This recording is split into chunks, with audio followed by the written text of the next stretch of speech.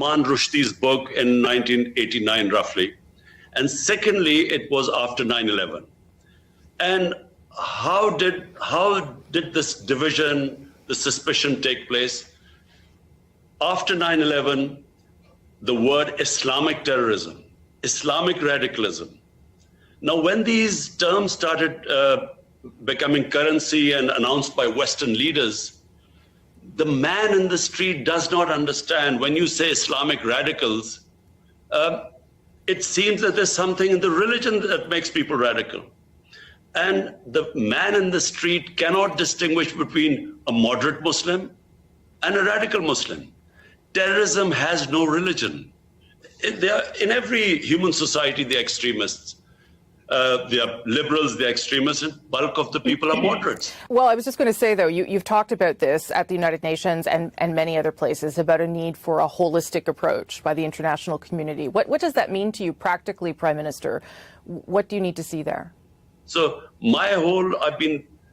every forum, I've been trying to say this because the two, communities, Muslims living in Western world, they're the ones who suffer from Islamophobia. And then they suffer. We hear about incidents. A lot of incidents don't get reported, but we know about it. Our embassies tell us. So this gap needs to be closed. In this instance, it appears it was one person radicalized in some way on his own who did this. What is it that government should be doing, for instance, to shut down online hate toward Muslims? I think there should be a very strict action against this. Because you see, these hate websites, which again, as I said, would divide humanity by creating hatred, ignorant about the other human community, and you target them and this hate material, and especially with the growing social media, and social media is a completely, the world is just coming to grips with it because it's a new phenomenon. And unfortunately, while there's so many benefits of social media, it's changing the whole world. But this one particular bit, when there are these hate websites, which create hatred amongst human beings, there should be an international action against them. And what would that look like to you, Prime Minister? What would be the mechanism for doing that, if you will? Whenever the international community, and by that I mean the world community, the world leaders, whenever they decide upon taking action, this will be dealt with. The problem is at the moment there is not enough motivation. Some international leaders or leaders in the Western countries actually don't understand this phenomena. They too think that the Muslims are these weird people who have these weird customs and they need to be put in place. So it just needs to be brought together, and there has to be understanding, and this can be promoted by world leaders. Do you plan to reach out to Justin Trudeau to have a conversation about this? Yes, I will. I've had previous conversations with Justin Trudeau as well, and I have to say we mostly agree with most things. You may be aware, too, of a law in the province of Quebec here that bans public servants, teachers, judges, and others from wearing visible religious symbols, which obviously affects Muslims who wear the hijab, for instance. Quebec says this is a law about secularism. What do you make of that kind of law existing in Canada? I find this, secular extremism. It really is against, you see, the whole idea behind secularism is liberalism. You want humans to basically, be free to express the way they want to be, as long as it doesn't cause pain and hurt to other human beings. That's how I understand what liberalism is.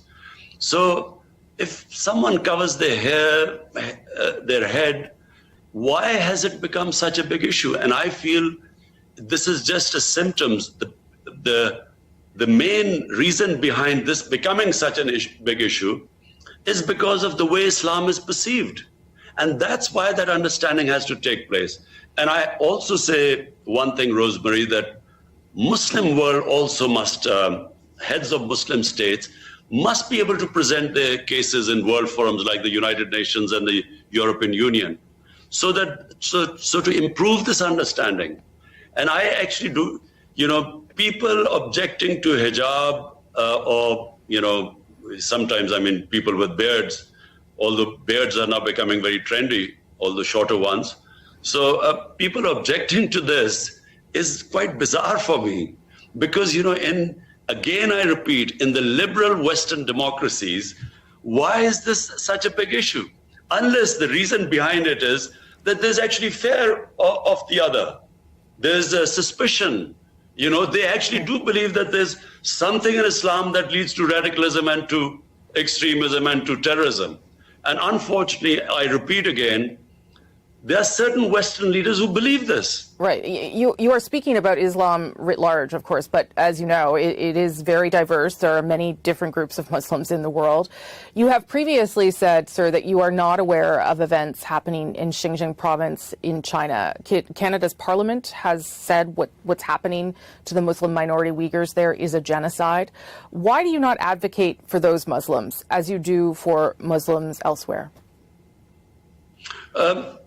Let me just be clear, Rosemary. Number one, Islamophobia does not affect us Muslims living in Muslim countries. It only affects Muslims in Western countries. And because I know and spend time in Western society, I understand what they go through. So that's why I raise my voice. Now, as for what is the situation of Muslims all over the world, just look at the situation from Libya, come to Syria, to Iraq, to Afghanistan, to Somalia. So there is a serious political problem in the Muslim world and suffering. Yeah, I understand that, Prime Minister. That was